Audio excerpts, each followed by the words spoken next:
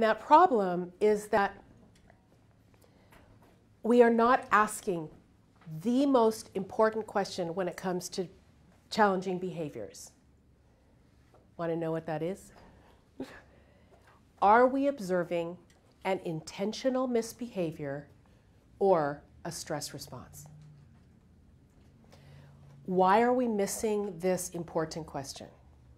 Because our current lens from which we view behaviors is through compliance and non-compliance. This is the lens that we are learning in our graduate programs, and it's a lens that we use in our culture. It's a compliance and non-compliance lens, and it leads itself to what? The solutions, which are rewards and consequences. But how many of you work with families and with children with whom rewards and consequences don't reliably work? When rewards and consequences don't work, it's because the child does not have volitional meaning intentional control that would come from their brain development, known as development that's going up to the executive function area of our brain.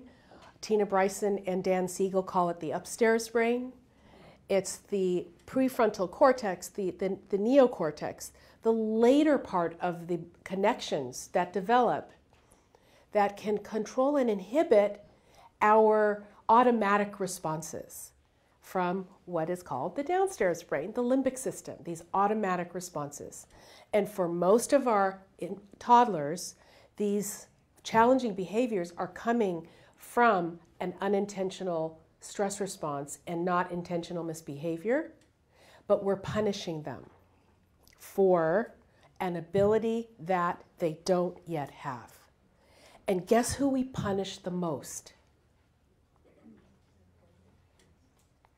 Our most vulnerable children, our foster children, our children with the most vulnerable behaviors in our culture. I said vulnerable because that's what I believe. But our children with the most challenging behaviors are treated with the most rigid and punitive punishment tactics.